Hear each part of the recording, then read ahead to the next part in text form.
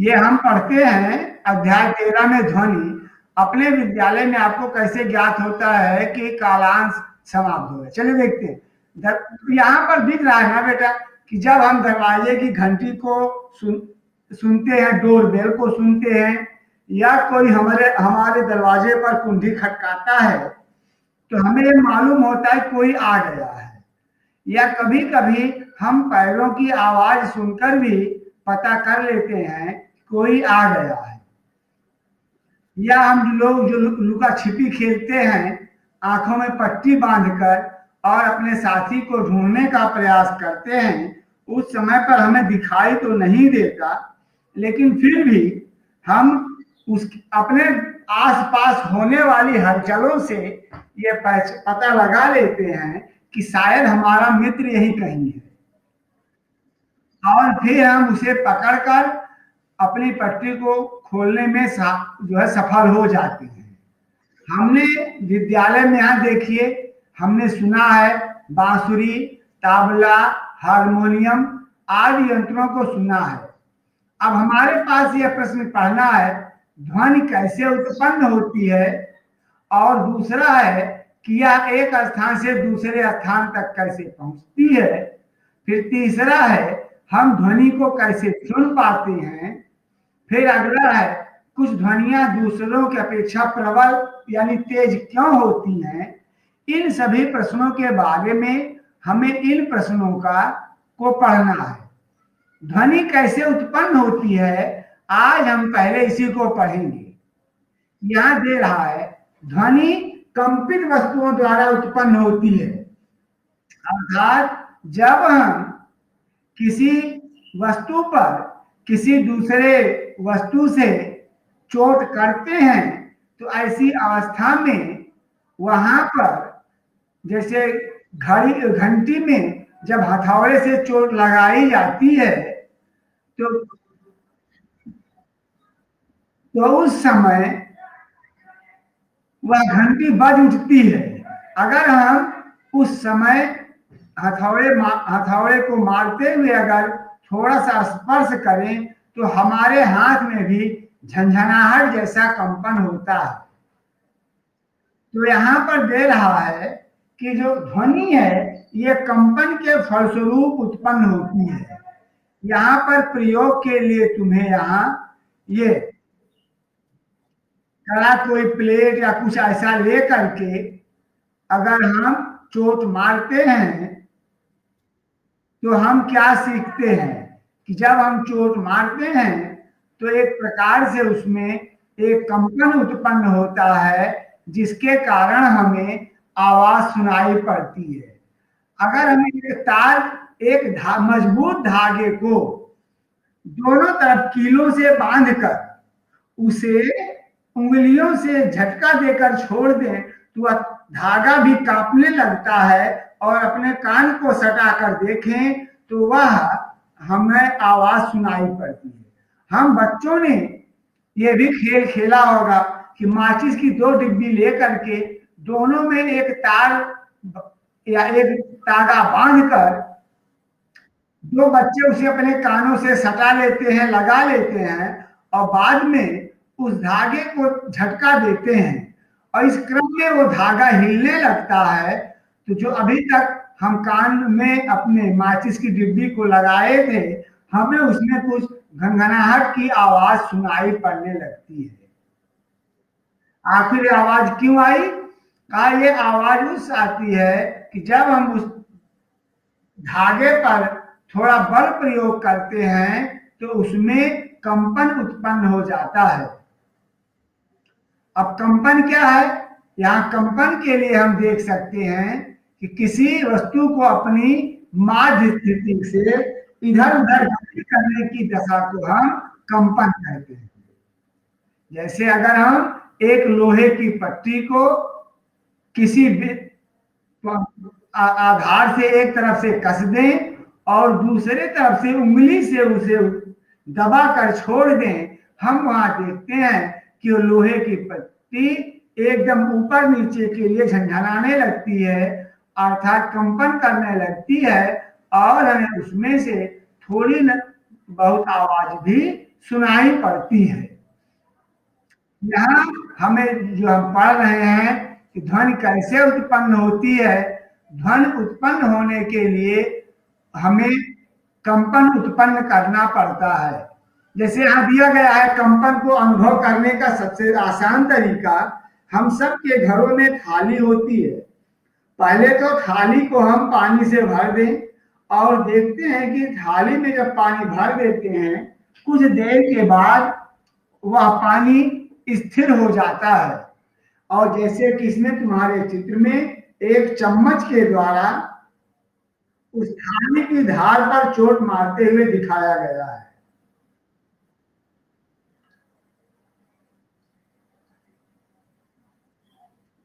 और जब हम इस थाली की धार पर चोट मारते हैं तो क्या देखते हैं? अगर अभी नहीं समझ में आ रहा है तो घर पे से हम करके भी देख सकते हैं। इसमें जब हम इस चिम्मच से उसकी धार पर या उसके किनारे पर चोट मारेंगे तो हमें यह दिखाई देगा कि जो हमारी थाली का पानी है उसमें जल तरंगे उठेंगी, धीरे धीरे उसमें भी कंपन उत्पन्न होता है। यह स्पष्ट करता है कि हम जब चोट मारते हैं तो हमें कंपन दिखाई भले ना दे, लेकिन वह कंपन उत्पन्न होता है। लेकिन यहाँ जो हमारी थाली है वह कंपन इन पानी थाली में रखे हुए पानी की सतह से हम स्पष्ट अनुभव कर सकते हैं। इस प्रकार जो हमारी थाली में कंपन होता है, थाली में कंपन होने के फलस्वरूप वह थाली के जल को भी कंपायमान कर देता है। अगर हमारी थाली में कंपन होता है तो हमारे जल को भी कंपन कर देता है। लेकिन कभी कभी कुछ ऐसी परिस्थितियां आती हैं कि उनका आयाम या यहाँ लिखा गया कि इतना कम होता है कि हम उन्हें देख नहीं पाते और हम इन्हें केवल अनुभव कर सकते हैं। उन्हें हम केवल अनुभव कर सकते हैं। जैसे यहाँ पर ये एक तारा बनाकर दिखाया गया है। हम इनमें होने वाले कंपन को देख तो नहीं सकते, लेकिन इन्हें हम सुन सकते हैं। इसमें जो तार होता है उस पर जब इसे घर्षण उत्पन्न किया जाता है, उसके फलस्वरूप इसके जो तार होते हैं वो कंपायमान हो जाते हैं। इसका कंपायमान क्या होगा? तार कंपायमान होता है और इस पर जो खोल बनाकर लगाई जाती है उसके फलस्वरूप वहां से ध्वनि भी उत्पन्न होती है। तो हम यहाँ पर अनेकों वाद्य यंत्रों को, जैसे बीड़ा हुआ, तबला हुआ, और यहाँ पर हम सारंगी भी लिख सकते हैं, ढोल भी लिख सकते हैं, और यहाँ जैसे हारमोनियम है, पियानो है, इन सब में जो ध्वनियां उत्पन्न होती हैं, हमारी हारमोनियम में या उसमें उसमें जो हम लोग हवा के द्वारा संपीड़ित करते हैं, तो हवा जिस वेग से निकलती है उस वेग के द्वारा उसके अंदर कंपन उत्पन्न होता है हारमोनियम के अंदर, जिसके कारण हम सुन सकते हैं।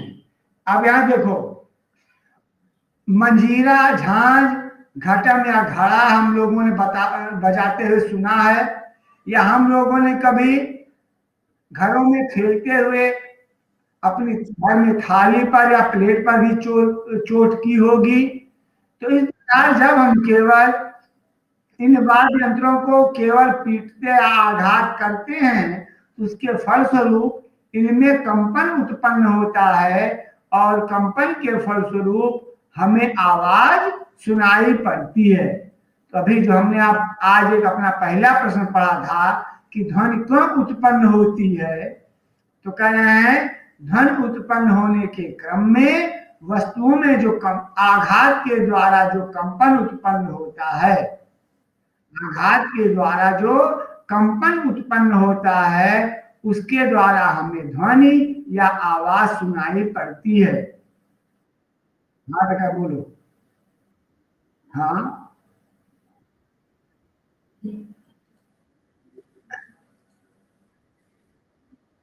हाँ सुन रहे हैं। आवाज चल रही है बेटा। आवाज चल रही है। ठीक बेटे। अब यहाँ पर दिया गया है कि जब ये झंझनाहट होती है तो हमें या कंपन उत्पन्न होता है तो हमें ध्वनि सुनाई पड़ती है।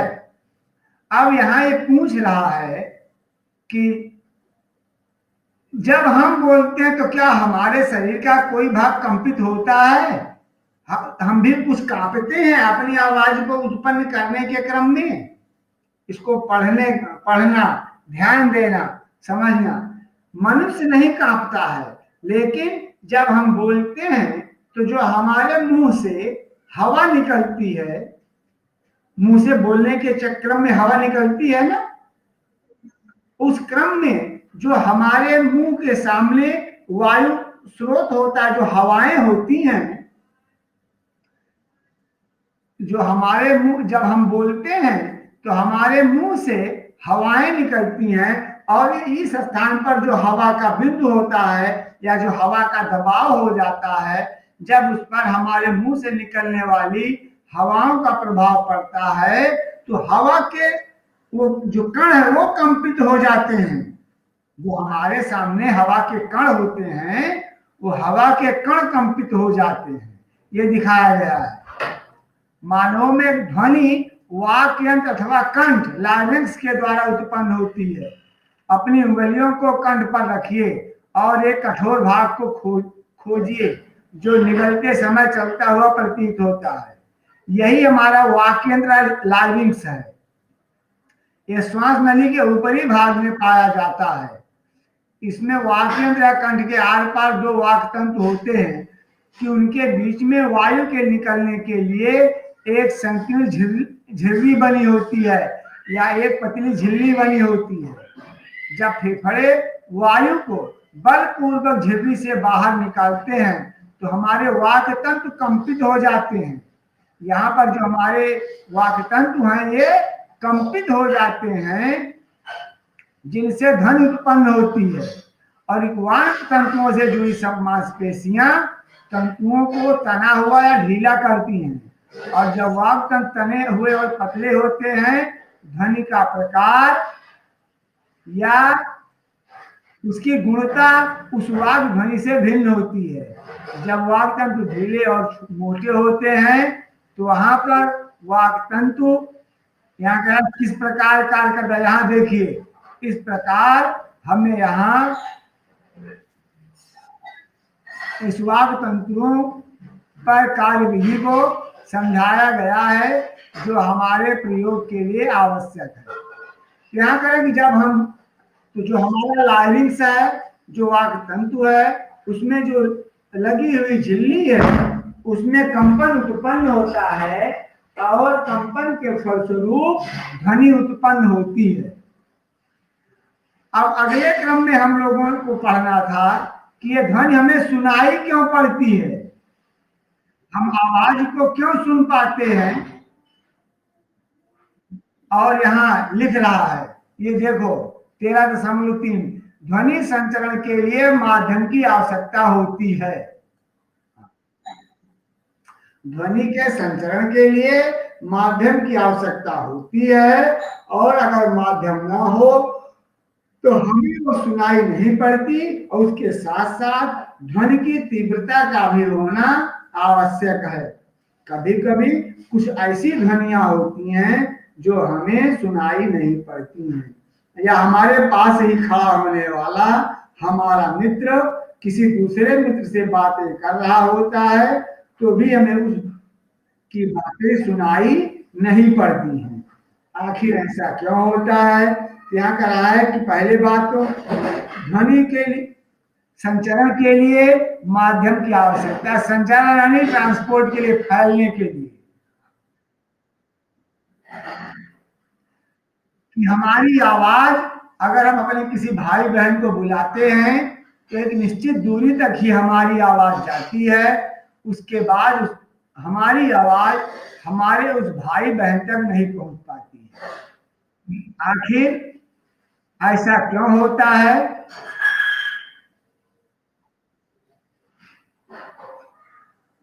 अब यहां दिया गया है कि प्रयोग के द्वारा कि जब हम ऐसा प्रयोग करते हैं कि जब गिलास और वायु निर्वात के द्वारा यदि हम गिलास में से सारी वायु बाहर खींच पाते हैं तो ध्वनि पूरी तरह सुनाई देना बंद हो जाती है।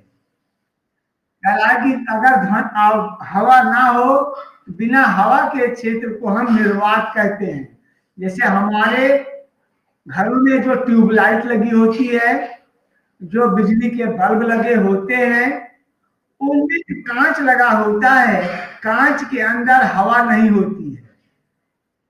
कांच के अंदर हवा नहीं होती है, हमारी इस ट्यूबलाइट के अंदर हवा नहीं होती है, वो हवा शून्य स्थान होता है।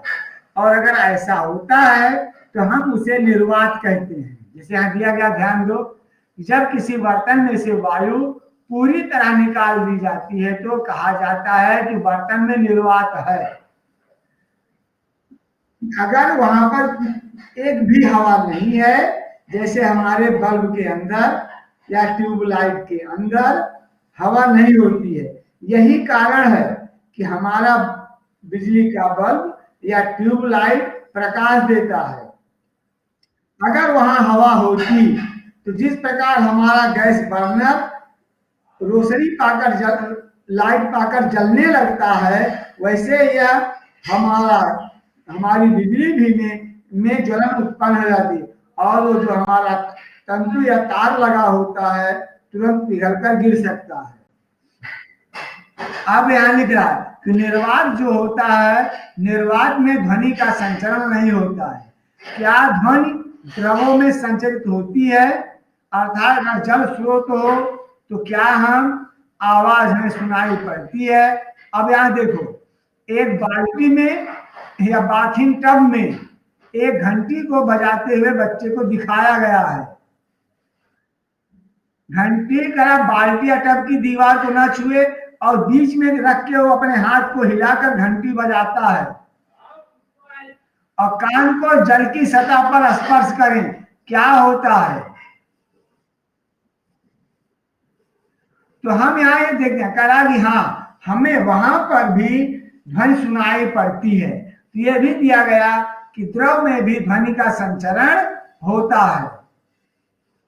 तो व्हेल तथा डॉल्फिन जल के अंदर इसी प्रकार संदेशों का आदान प्रदान करते होंगे। तो जल में भी ध्वनियों का संचरण होता है।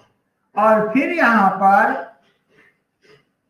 ये बच्चों को प्रयोग करते हुए दिखाया गया है कि एक बच्चे ने स्केल के एक किनारे को अपने कानों से सटा लिया है और एक दूसरे बच्चे ने उसके दूसरे किनारे पे उसे कुछ खुरचने जैसा या कुछ करने जैसा प्रयोग कर रही है। तो क्या उसे उस आवाज सुनाई पड़ेगी? करा हाँ, उसे भी आवाज सुनाई पड़ेगी।